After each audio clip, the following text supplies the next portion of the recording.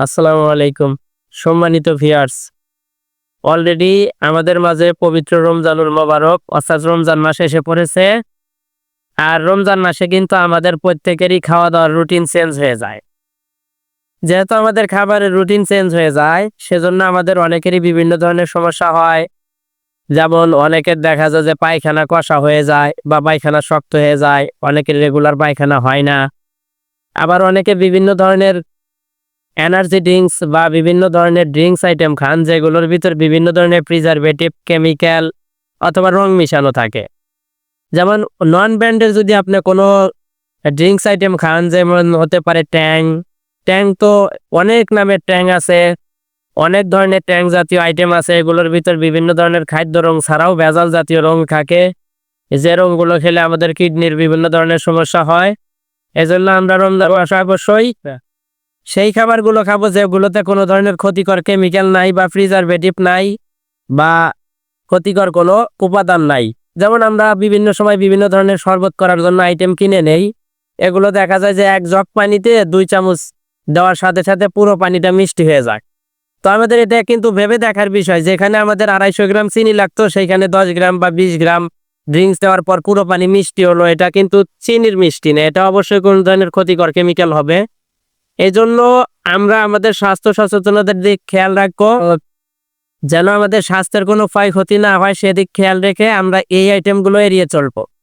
আপনারা যারা সামর্থ্য আছে তারা রমজানে ইফতারে ডাবের পানি রাখতে পারেন বা ডাব রাখতে পারেন। যাদের ডাব কেনার সামর্থ্য নাই, যারা বিত্তবান নয়, যাদের টাকা পয়সার সমস্যা আছে, তারা আপনারা গ্লুকোজ খাবেন। গ্লুকোজে কোনো কালার নেই, এটা খেলে শরীরে এনার্জি আসবে, শরীরের দুর্বলতা কেটে যাবে। স্যালাইন খেতে পারেন, অবশ্যই ভালো ব্র্যান্ডের স্যালাইন হতে হবে, কারণ বাজারে বিভিন্ন ব্র্যান্ডের স্যালাইন আছে, নামে বেনামে বিভিন্ন স্যালাইন চলতেছে। আমি কোনো কোম্পানির নাম বলে প্রমোশন করব না, কারণ এটা বলাটা আমার উচিত হবে না। এজন্য আপনারা জেনে বুঝে ভালো ব্র্যান্ডের জিনিস খাবেন। তারপর আপনারা কালার দেওয়া আছে এইরকম কোনো ড্রিঙ্কস আইটেম খাবেন না, কারণ এই কালারগুলো বেশিরভাগ ক্ষেত্রেই রমজান মাসে বেনামে বিভিন্ন কোম্পানি চলে আসে, যারা অল্প টাকায় দোকানদারদের অনেক বেশি দামের জিনিসগুলো দেয়, অর্থাৎ বেশি মুনাফা দেখিয়ে দোকানদারদের কাছে খারাপ জিনিসগুলো দিয়ে যায়।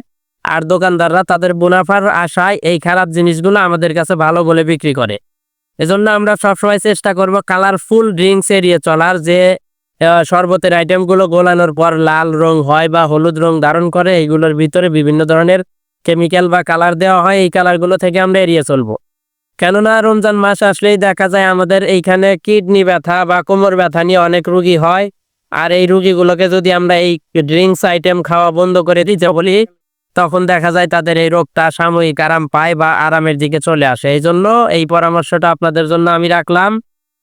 তো আমি আশা করি আপনারা অবশ্যই স্বাস্থ্যের দিকে সচেতন হবেন এবং স্বাস্থ্যের সচেতনার দিক খেয়াল রেখে এই আইটেমগুলো এড়িয়ে চলবেন। আর আপনারা লেবুর শরবত খান, গ্লুকোজ খান, যে কোনো ফলের রস চিপে বের করে, যেমন তরমুজের জুস করে খেতে পারেন, বাঙ্গি দিয়ে জুস করে খেতে পারেন, যে কোনো ফল হোক, কারণ এগুলো ফ্রেশ খাবার। এগুলো খেলে শরীর স্বাস্থ্য দুটোই ভালো থাকবে। আর আমরা সবসময় চেষ্টা করবো এরকম ক্ষতিকর জিনিস থেকে বিরত থাকার। তো আজকের ভিডিও আমি বেশি বড় করব না, এই পর্যন্তই ভিডিও শেষ করছি। আপনাদের সকলের কাছে দোয়া চাই। অগ্রিম ঈদের শুভেচ্ছা জানিয়ে আপনাদের কাছ থেকে বিদায় নিচ্ছি। আসসালামু আলাইকুম।